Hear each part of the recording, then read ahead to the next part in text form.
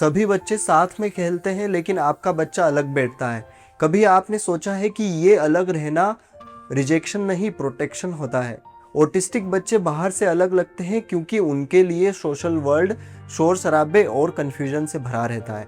इसलिए आज के वीडियो में मैं आप कुछ ऐसा बताने वाला हूँ जो आपके बच्चे को दूसरे बच्चों के साथ कनेक्शन बनाने में हेल्प करेगा, वो भी बिना किसी फोर्स के।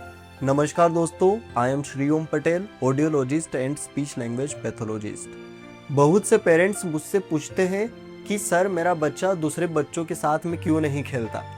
सबसे पहले मैं आपको ये कहना चाहता हूँ कि इसका मतलब ये नहीं होता कि आपका बच्चा रूड है या उसे किसी से प्यार नहीं है। अक्सर रीज़न कुछ और होता है। ऑटिस्टिक बच्चों के लिए सोशल वर्ल्ड थोड़ा ज़्यादा डिफरेंट फील होता है। रिसर्च और क्लिनिकल ऑब्जर्वेशंस ये बताते हैं कि उन्हें सेंसरी चीज़ें जैसे लाउड आवाज़, बहुत सारे लोग, फास्ट मूवमेंट या अनप्रिडिक्टेबल रिएक्शन ज़्यादा इंटेंस लग सकती है। जो चीज़ हमें नॉर्मल लगती है वो उनके लिए बहुत ज़्यादा हो सकती है। जैसे अगर एक रूम में 10 लोग एक साथ बात कर रहे हैं तो हमें थोड़ा सा नॉइज़ लगेगा, लेकिन उन्हें दिमाग में शोर बहुत ही ज़्यादा तेज फील हो सकता है। सोचिए, आप एक बर्थडे पार्टी में गए जहाँ सब लोग किसी ऐसी लैंग्वेज में बात कर रहे हैं जो आपको बिल्कुल समझ नहीं आती। सब हंसते हैं, बात करते हैं, रिएक्ट करते हैं, लेकिन आप कंफ्यूज हो जाते हैं कि कब बोलना है, क्या बोलना है, कैसे ज्वाइन करना है। आप शायद साइड में खड़े हो जाएंगे या फ़ोन देखने लग जाएंगे। क्या इसका मतलब ये है कि आपको लोग पसंद नहीं, आप बस सेफ रहने की कोशिश कर रहे हैं। बिल्कुल इसी तरह जब प्लेग्राउंड लाउड, फास्ट और अनप्रिडिक्टेबल लगता है तो बच्चा थोड़ा दूर रहकर अपने आप को प्रोटेक्ट करता है। ये अलग रहकर अक्सर रिजेक्शन नहीं होता, ये एक प्रोटेक्टिव स्ट्रेटेजी होती है। दिमाग कह रहा है कि ये सिचुएशन मुश्किल है, मैं थोड़ा सेफ जगह पे रहता हूँ। साइंटिफिक स्टडीज़ भी यही बताती है कि ऑटिज़म में सोशल कम्युनिकेशन डिफरेंस होते हैं। मतलब बच्चे को समझने में थोड़ा एक्स्ट्रा टाइम लग सकता है कि दूसरा बच्चा क्या फील कर रहा है, कब टर्न लेना है या कैसे कन्वर्जेशन स्टार्ट करनी है। जब रूल्स क्लियर नहीं लगते तो नेचुरली वो बैक स्टेप ले लेते हैं। इसलिए पहला स्टेप ये समझाना है कि आपका बच्चा आपसे दूर नहीं जा रहा, वह बस अपने दिमाग और बॉडी को सेफ रखने की कोशिश कर रहा है। और जब हम ये समझ जाते हैं तब हम उसे फोर्स नहीं करते, हम उसे जेंटली गाइड करते हैं स्टेप बाय स्टेप। अब बात करते हैं कि पेरेंट्स के रूप में आपको ऑब्जर्व क्या करना है, जज नहीं करना है। शांति से देखिएगा कि आपका बच्चा प्ले टाइम में क्या करता है। सबसे पहला साइन होता है पैरेलल प्ले। इसका मतलब है कि बच्चा दूसरे बच्चों के पास बैठकर खेल रहा है लेकिन उनके साथ मिलकर गेम नहीं बना रहा। जैसे दो बच्चे एक ही टेबल पर ब्लॉक से खेल रहे हैं पर एक दूसरे से बात नहीं कर रहे, तो टर्न शेयर नहीं कर रहे। रिसर्च बताती है कि ऑटिस्टिक बच्चे अक्सर अर्ली स्टेज में पैरेलल प्ले प्रेफर करते हैं क्योंकि इसमें उन्हें सोशल रूल्स समझने का प्रेशर कम होता है। दूसरे साइन होता है रिफ्लेक्टिव स्क्रिप्ट्स। मतलब बच्चा सेम राइम, सेम डायलॉग या सेम प्ले रूटीन बार बार रिपीट करता है। जैसे कार को सिर्फ घुमाना या एक ही लाइन में बार बार बोलना, ये उनके लिए प्रिडिक्टेबल और सेफ होता है। जब चीज़ें सेम रहती है उनका दिमाग कंफर्टेबल फील करता है। तीसरा पैटर्न होता है कि बच्चा सिर्फ एडल्ट प्रॉम्प्ट पर ज्वाइन करता है। अगर आप टीचर को बोले चलो जाओ खेलो तो बच्चा जाता है, लेकिन खुद से इनवाइट करना या ज्वाइन करना मुश्किल लगता है। ये इसलिए होता है क्योंकि कन्वर्जेशन स्टार्ट करना और टर्न लेना उनके लिए नेचुरल नहीं होता, उन्हें एक्स्ट्रा गाइडेंस चाहिए होता है। कभी कभी आप नोटिस करेंगे कि प्ले के दौरान वो आई कांटेक्ट अवॉइड करते हैं या किसी एक सेंसरी चीज़ पर ज़्यादा फोकस करते हैं, जैसे कार का व्हील घुमाना या उसी को देखते रहना। रिसर्च ये सजेस्ट करती है कि सेंसरी प्रोसेसिंग डिफरेंस के कारण बच्चा कुछ स्पेसिफिक मूवमेंट या विजुअल पैटर्न में ज़्यादा इंटरेस्टेड हो सकता है क्योंकि वो उन्हें रेगुलेट करने में हेल्प करता है। यहाँ एक सिंपल टिप है, अगले 3 दिन तक बस 2-3 प्ले सिचुएशन का छोटा सा नोट बना लीजिए। लिखिए टाइम क्या था, जगह कहाँ थी, आसपास कितने बच्चे थे और आपके बच्चे ने क्या किया। सिर्फ 1-2 लाइन का लॉग, जैसे शाम 5 बजे पार्क, 4 बच्चे, मेरा बच्चा साइड में स्लाइड को टच कर रहा था।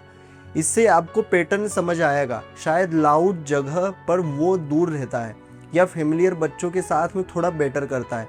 जब हम ऑब्जर्व करते हैं तब हमें क्लियरिटी मिलती है और क्लियरिटी के बिना सही हेल्प देना मुश्किल होता है। अब शुरू करते हैं पहला प्रैक्टिकल और रिसर्च बेस्ड तरीका, पीयर मीडिएटेड प्ले, जिसे शॉर्ट में PMI भी कहते हैं। सबसे पहले समझिए क्यों ये काम करता है। बच्चा सबसे ज़्यादा किससे सीखते हैं? दूसरे बच्चों से। जब एक सेम एज का फ्रेंड सिंपल तरीके से इनवाइट करता है कि चलो खेलते हैं या टर्न देता है तो वो नेचुरल लगता है।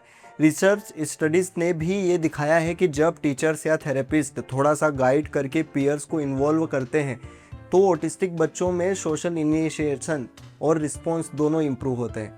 मतलब वो खुद से थोड़ा ज़्यादा ट्राई करने लगते हैं और दूसरे बच्चों के रिस्पॉन्स का जवाब भी देने लगते हैं। अब बात करते हैं कैसे करें। इसमें आपको बड़ा ट्रेनिंग प्रोग्राम नहीं चाहिए, सिर्फ 5 मिनट का सिंपल गाइडेंस ही काफ़ी होता है।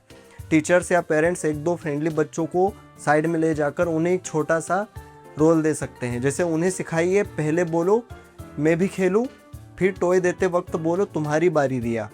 बस इतना ही। उन्हें समझा दीजिए कि अगर रिया तुरंत जवाब ना दे तो 3 सेकंड रुकना है, फिर जेंटली रिपीट करना है। इससे ऑटिस्टिक बच्चे को प्रोसेसिंग का टाइम मिलता है। एक सिंपल एग्जांपल सोचिए, रेसेस में 2 बच्चे ब्लॉक्स में टावर बना रहे हैं।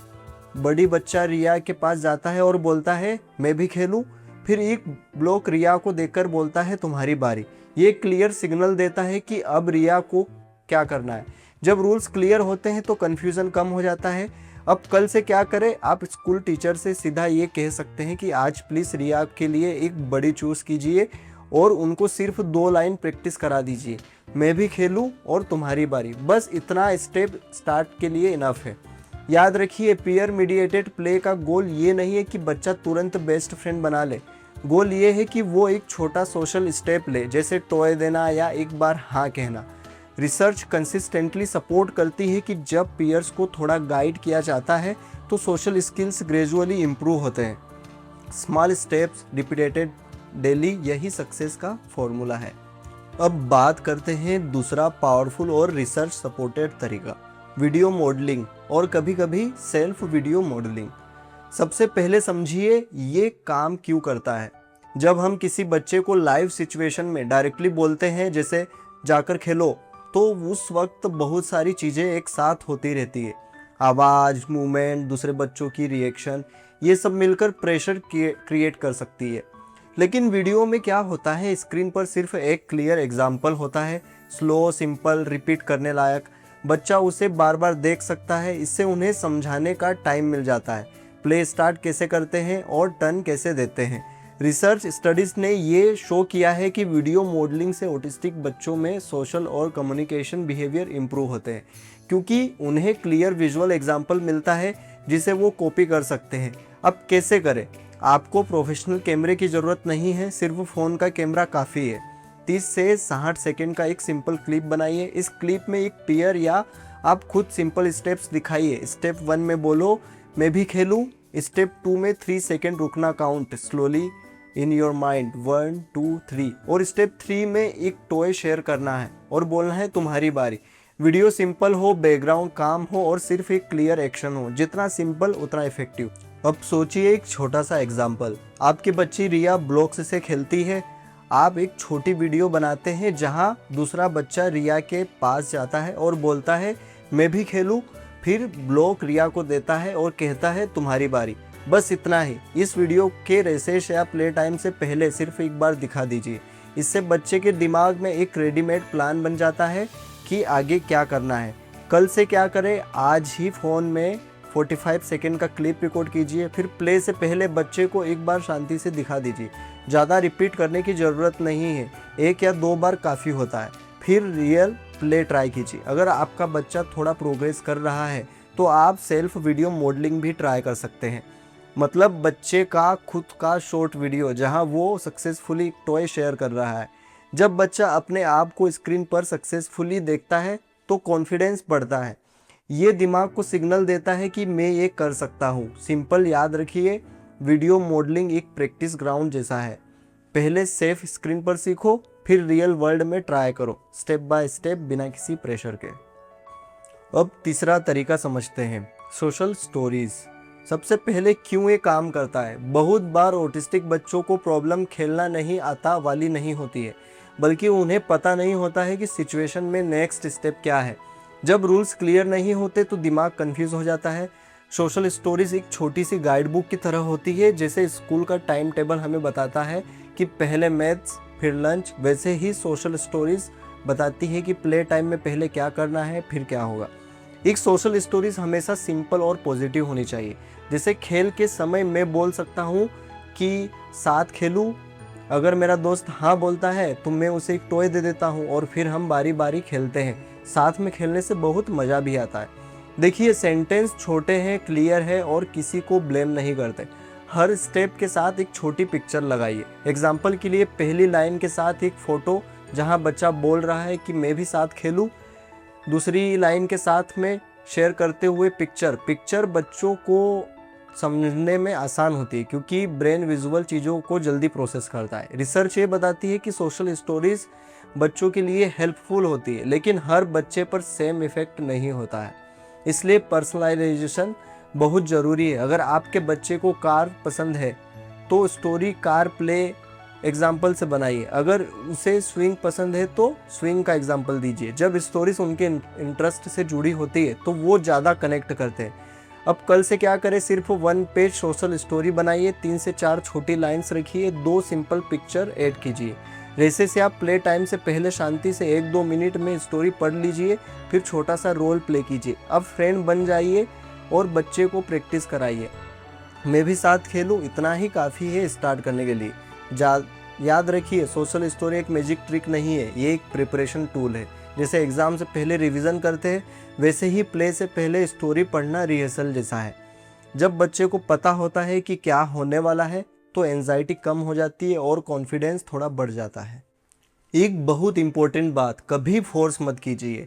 जब हम ज़बरदस्ती करते हैं कि जाकर खेलो तो बच्चे का एंजाइटी लेवल और बढ़ सकता है। रिसर्च और क्लिनिकल एक्सपीरियंस दोनों ये दिखाते हैं कि जब चाइल्ड ऑलरेडी ओवरवेल्म्ड होता है तो फोर्स करने से और विड्रॉ या अपसेट हो सकता है। हमें उनका कॉन्फिडेंस बिल्ड करना है, प्रेशर नहीं। तो फिर क्या करें, सबसे पहले चॉइस दीजिए। चॉइस देने से बच्चे को कंट्रोल का फीलिंग मिलता है।